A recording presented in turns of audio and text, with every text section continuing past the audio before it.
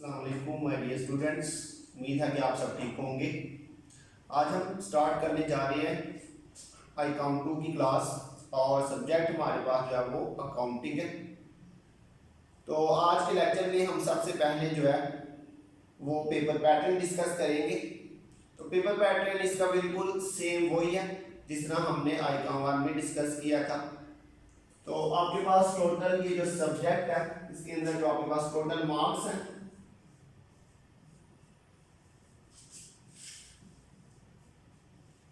Total marks आपके पास इसमें 100 होंगे और इस टोटल 100 मार्क्स की डिवीजन कैसे होगी, इसमें आपके पास पेपर के अंदर एमसीक्यूज आएंगे। टोटल आपके पास पेपर में 20 एमसीक्यूज होंगे और एक नंबर का एक एमसीक्यू होगा। तो ये इस तरह से आपके 20 मार्क्स बन जाएंगे इसके। इसके बाद आपके पास शॉर्ट क्वेश्चन होंगी, डेफिनेशंस। पेपर में टोटल आपके पास 10 डेफिनेशंस आपने अटेम्प्ट करनी है और 2 नंबर की एक डेफिनेशन होगी। तो ये इस तरह से आपके बन जाएंगे 20 मार्क्स। और इसके अलावा जो आपने न्यूमेरिकल क्वेश्चन अटेम्प्ट करनी है पेपर में, वो आपने 3 क्वेश्चन अटेम्प्ट करनी है। टोटल आपके पास 6 क्वेश्चन होंगे जिनमें से आपने 3 अटेम्प्ट करनी है और 20 मार्क्स का एक क्वेश्चन होगा आपके पास। तो ये आपके पास टोटल 60 मार्क्स न्यूमेरिकल के बनेगी। तो ये आपके टोटल यहाँ पे 100 मार्क्स बनेंगे। तो ये हमारा पेपर पैटर्न होगा। इस तरह से आपकी मार्क्स की डिवीजन होगी। तो जिस तरह आप लोगों ने लास्ट लेक्चर्स के अंदर डेफिनेशंस सबसे पहले याद की थी हर चैप्टर के साथ साथ, तो इसी तरह से यहाँ पर भी हम हर चैप्टर के स्टार्ट में पहले उसकी जो डेफिनेशंस है, उसकी जो शॉर्ट क्वेश्चन है वो डिस्कस करेंगे। वो आपने साथ साथ याद करते जाना है और उसके बाद हम जो है वो उनके न्यूमेरिकल स्टार्ट करेंगे। तो आज हमारे पास जो फर्स्ट चैप्टर है उसको हम आज स्टार्ट करने जा रहे हैं।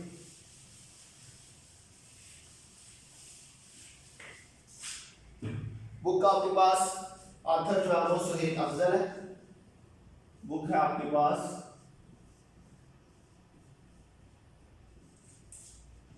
प्रिंसिपल्स ऑफ अकाउंटिंग, ये आपकी बुक का नाम है।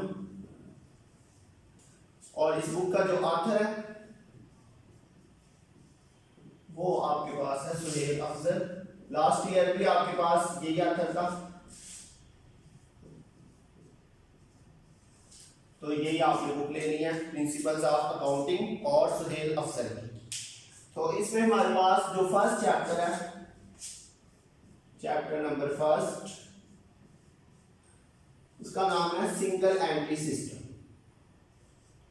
सिंगल एंट्री सिस्टम, ये आपका फर्स्ट चैप्टर है। तो आज हम स्टार्ट करेंगे सिंगल एंट्री सिस्टम। तो सबसे पहले हम जो है वो इनकी शॉर्ट डेफिनेशन जो है वो डिस्कस करेंगे।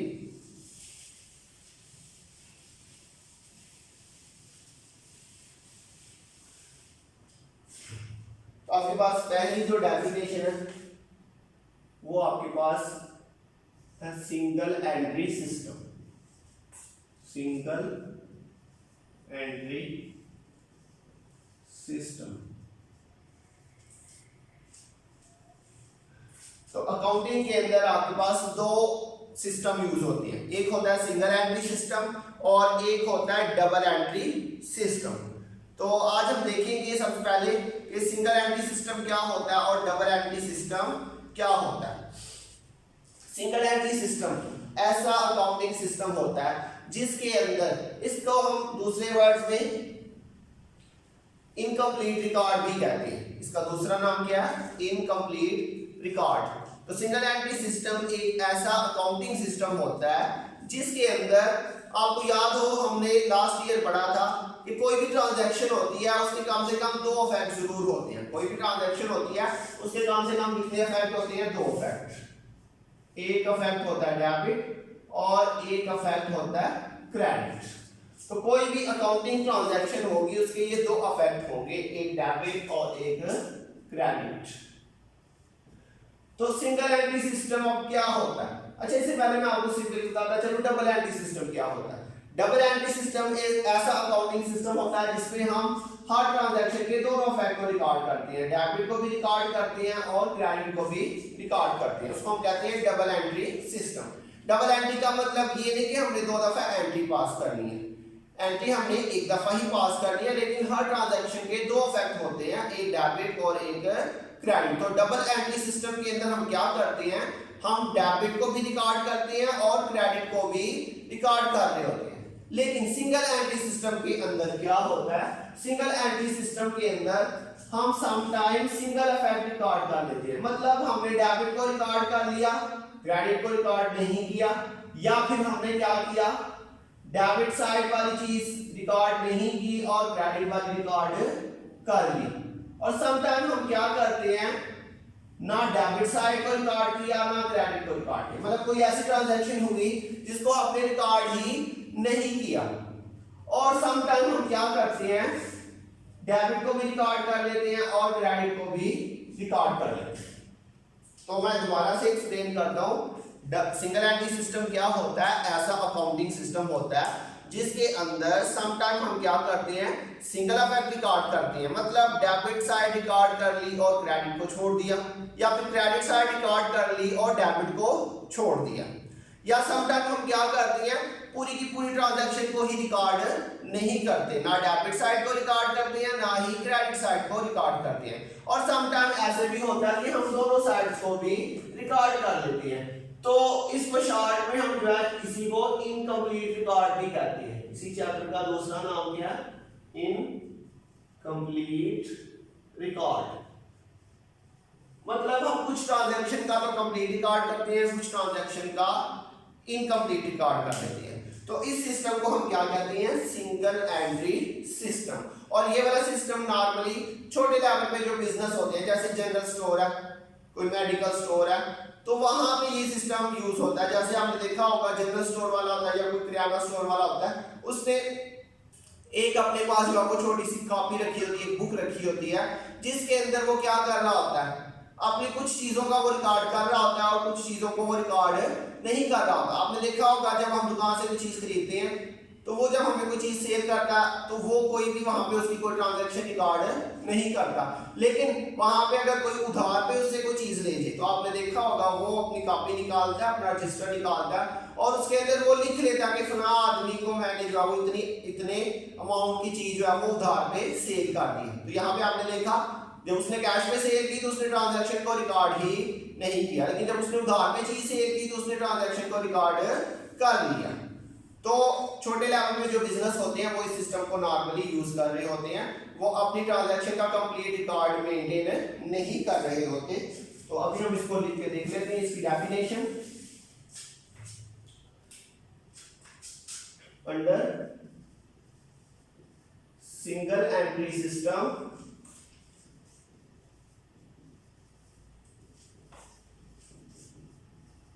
sometime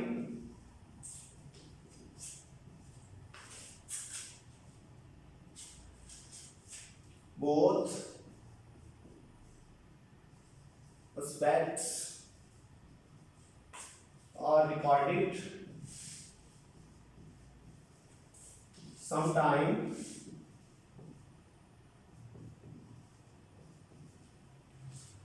one aspect, यहाँ पे एस्पेक्ट का मतलब उसका अफेक्ट है, मतलब डेबिट और क्रेडिट, उसी को हम एस्पेक्ट कह रहे हैं। तो sometime one aspect is recorded and sometime no aspect is recorded is called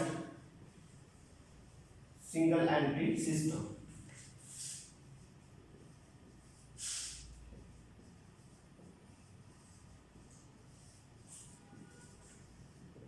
तो ये बच्चों आपके पास सिंगल एंट्री सिस्टम है। सिंगल एंट्री सिस्टम में हम क्या करते हैं, sometime both aspects are recorded, sometime one aspect is recorded and sometime no aspect is recorded. जैसे अभी मैंने आपको बताया, समटाइम हम डेबिट और क्रेडिट दोनों रिकॉर्ड कर लेते हैं, समटाइम वन एस्पेक्ट मतलब डेबिट लिख लिया क्रेडिट छोड़ दिया, या क्रेडिट लिख दिया और डेबिट छोड़ दिया, या फिर sometime no aspect is recorded. Sometime हम क्या करते हैं, बिल्कुल ट्रांजैक्शन को रिकॉर्ड ही नहीं करते अपनी बुक ऑफ अकाउंट के अंदर। तो ये हमारा सिंगल एंट्री सिस्टम है। और नॉर्मली जो छोटे लेवल पे बिजनेस होते हैं वो इसको इस्तेमाल करते हैं, जो बड़े लेवल पे बिजनेस होते हैं वो इस सिस्टम को इस्तेमाल नहीं करते, क्योंकि ये सिस्टम जो होता है ये हमें एक्यूरेट रिजल्ट प्रोवाइड नहीं कर रहा होता।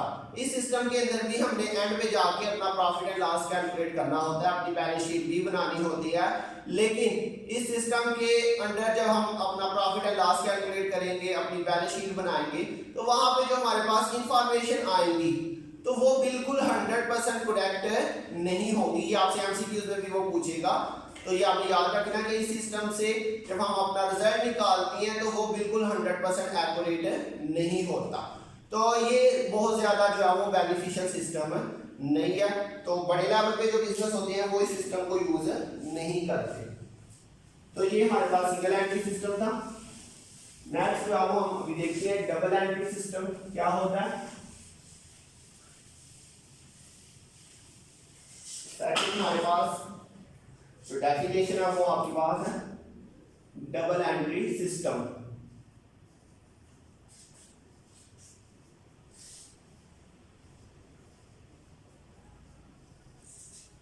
What is double entry system. तो अभी मैंने आपको स्टार्ट में ही बताया था double entry system. Double entry का मतलब ये नहीं कि हमने 2 दफा एंट्री करनी है, एंट्री हमने 1 दफा ही करनी है। लेकिन हर एंट्री के अंदर मैंने आपको बताया कि एक डेबिट साइड होती है और एक क्रेडिट साइड होती है। तो डबल एंट्री सिस्टम के अंदर हमने डेबिट को भी रिकॉर्ड करना होता है और क्रेडिट को भी रिकॉर्ड करना होता है। तो a system in which two sides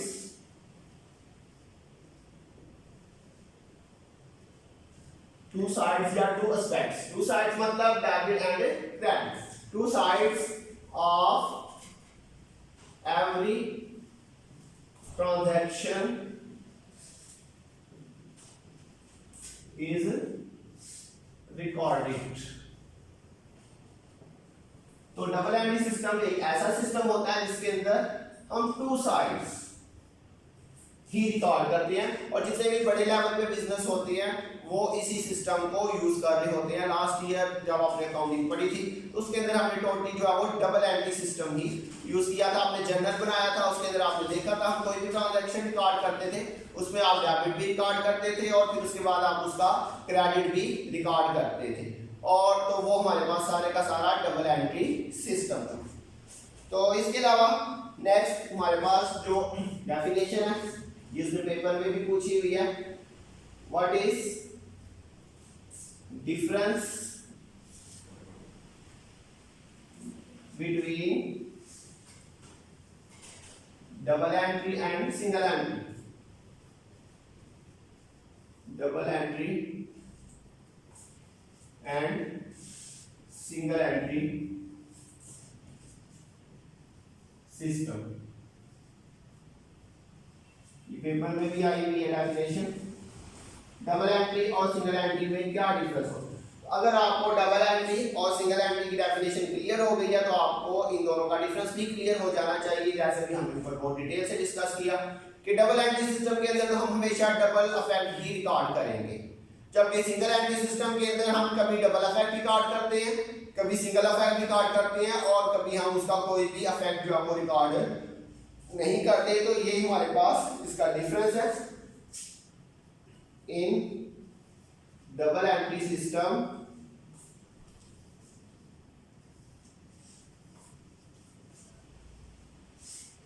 to sides या two effects, two sides of every transaction is recorded in double entry system। Single entry system, या आप इसको आगे सेकेंड लाइन में लिख लें, in single entry system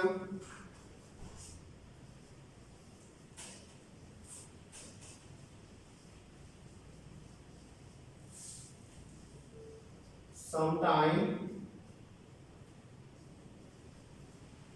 both,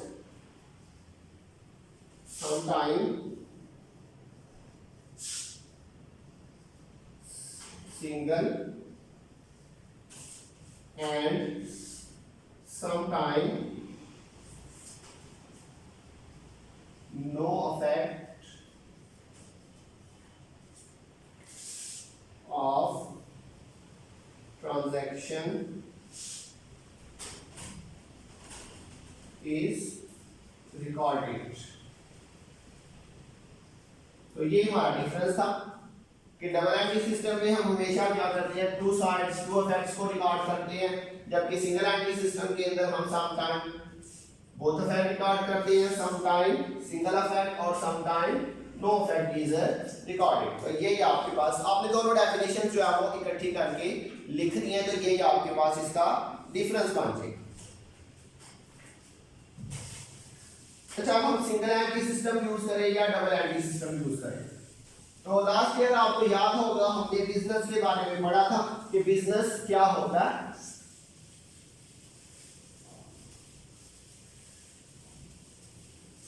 business के बारे में अगर आपको याद हो एक दफा जरा उसको रिपीट कर दें। बिजनेस क्या होता है बच्चों? बिजनेस के बारे में मैंने आपको बताया था, कोई भी ऐसा लीगल काम। बिजनेस क्या होता है? What is business? कोई भी ऐसा लीगल काम जिसका मकसद क्या हो बच्चों? प्रॉफिट कमाना।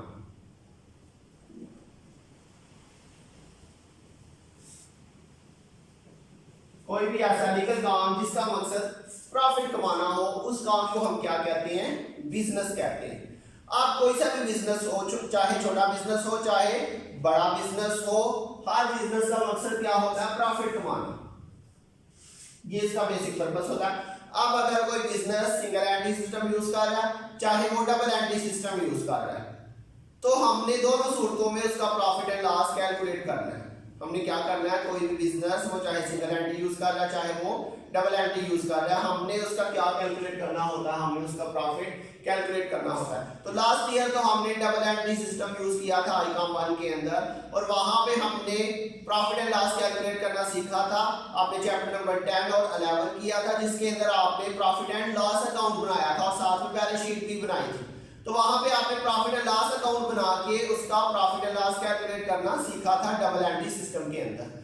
तो आज जो है हम इस चैप्टर के अंदर सीखेंगे कि अगर किसी बिजनेस ने सिंगल एंट्री सिस्टम यूज किया हुआ है तो उसका हमने प्रॉफिट एंड लॉस कैसे कैलकुलेट करना है। तो इस चैप्टर में मेन हम क्या सीखेंगे कि अगर किसी बिजनेस ने सिंगल एंट्री सिस्टम यूज किया हुआ है तो हम उसका प्रॉफिट एंड लॉस कैसे कैलकुलेट करेंगे। तो अगर कोई business single entry system use कर रहा है तो उसके लिए प्रॉफिट एंड लॉस निकालने के हमारे पास दो मेथड है।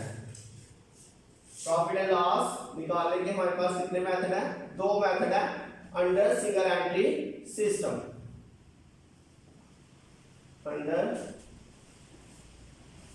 सिंगल एंट्री सिस्टम प्रॉफिट कैलकुलेशन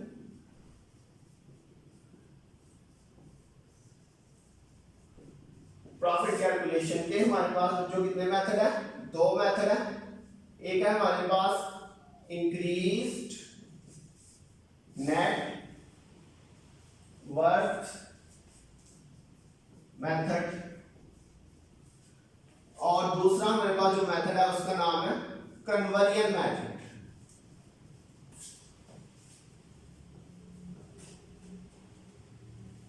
तो ये हमारे पास दो मेथड होंगे अंडर सिंगल एंट्री सिस्टम। अगर आप सिंगल एंट्री सिस्टम यूज कर रहे हैं तो आपने प्रॉफिट कैलकुलेशन करना है, तो उसके लिए आप ये दो मेथड यूज कर सकते हैं, इंक्रीज नेट वर्थ मेथड या फिर कन्वर्जन मेथड। तो अभी हम इन दोनों को देखते हैं ये क्या होते हैं और इन मेथड में हमने प्रॉफिट एंड लॉस की कैलकुलेशन किस तरह से कर ली है। तो ये आपके पास डेफिनेशन नंबर 4 है। इंक्रीज नेटवर्थ मेथड क्या होता है? Increase net worth method. तो बच्चों ये भी चीज का मेथड है, ये हमारे पास सिंगल एंट्री सिस्टम के अंदर प्रॉफिट एंड लॉस कैलकुलेट करने का एक मेथड है। तो ये उस मेथड का नाम है। इस मेथड के अंदर हम क्या करते हैं? इस मेथड में the method in which adjusted capital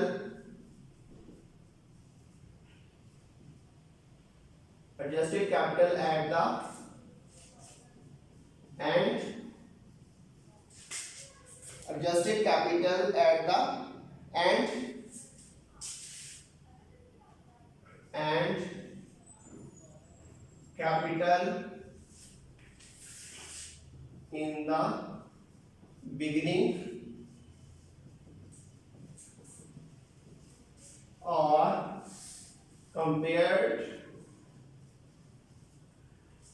to calculate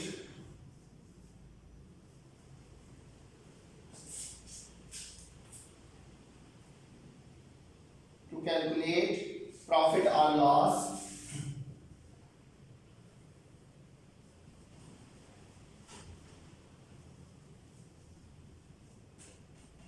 in single entry system।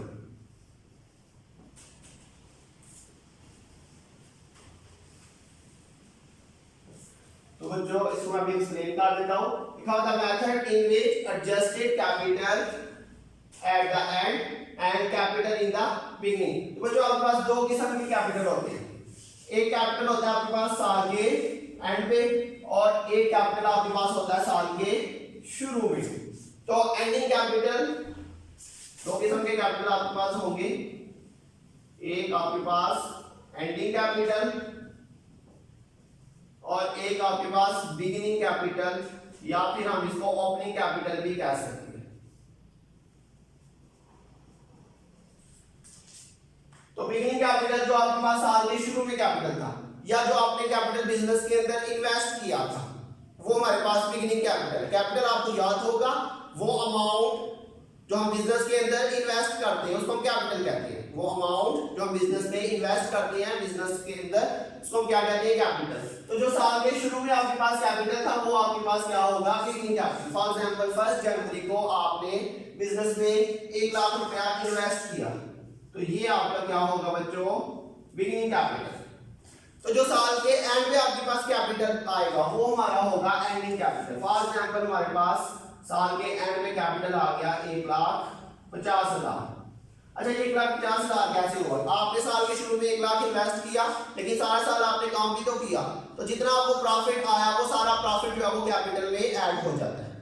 तो 1 लाख आपके पास पहला कैपिटल था साल के शुरू में, 50,000 आपको उसमें प्रॉफिट हुआ जो आपने उसमें ऐड किया। तो साल के एंड पे आपके पास जो कैपिटल आ गया टोटल वो कितना आ गया? 1,50,000। तो अब हम क्या करेंगे? इन दोनों का डिफरेंस ले लेंगे, एंडिंग कैपिटल का और बिगिनिंग कैपिटल का। तो दोनों का जो डिफरेंस आ रहा है, कितना डिफरेंस आ रहा है? 50,000। तो ये आपका होगा प्रॉफिट। तो बच्चों ये यहाँ पे लिखा हुआ है कंपेयर। तो कंपेयर का मतलब यहाँ पे माइनस करना, कंपेयर का मतलब यहाँ पे माइनस करना, ये हमने लेस किया यहाँ पे। तो अब इसको जरा रीड कर लेंगे, आपको क्लियर हो जाएगा। The method in which adjusted capital at the end. तो ये आपके पास adjusted capital at the end था। इसको एडजस्टेड क्यों कहते हैं? क्योंकि इसमें हमने प्रॉफिट एडजस्ट कर दिया होता है। और कैपिटल इन द बिगिनिंग, तो ये आपके पास बिगिनिंग कैपिटल था। और कंपेयर मतलब लेस करते हैं हम इसको टू कैलकुलेट प्रॉफिट और लॉस। तो ये हमने इसको आपस में कंपेयर किया, माइनस किया, किसके लिए? अपना प्रॉफिट या लॉस निकालने के लिए। तो ये हमारे पास है इंक्रीज नेट वर्थ मेथड। जब हम increase net worth method use कर रहे होते हैं तो हम इस मेथड से इस तरह से अपने प्रॉफिट एंड लॉस की कैलकुलेशन करेंगे। सेकंड मेथड का भी हमने डिस्कस किया। सेकंड मेथड है हमारे पास कन्वर्जन मेथड, नंबर 5 पे है कन्वर्जन मेथड। कन्वर्जन मेथड, उसके नाम से आपको ये पता चल रहा होगा कन्वर्जन। कन्वर्जन का मतलब क्या होता है? कन्वर्ट करना। तो कन्वर्जन मेथड में हम क्या करते हैं, अगर हम सिंगल एंट्री सिस्टम यूज कर रहे हैं तो इसमें हम क्या करते हैं, हम पहले सिंगल एंट्री को डबल एंट्री में कन्वर्ट कर देते हैं। कन्वर्जन मेथड में हम क्या करते हैं, पहले सिंगल एंट्री सिस्टम को डबल एंट्री में कन्वर्ट करते हैं और फिर उसके बाद हम उसका प्रॉफिट एंड लॉस उसी तरह से कैलकुलेट करते हैं जिसमें हमने डबल एंट्री सिस्टम में लास्ट ईयर कैलकुलेट किया था। तो कन्वर्जन मेथड को अभी लिख लेते हैं, a method in which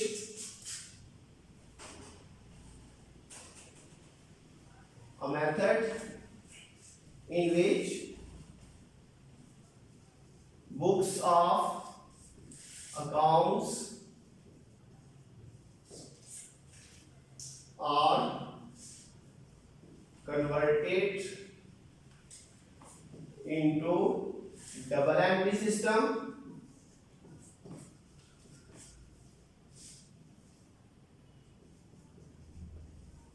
a method in which books of accounts are converted into double entry system and then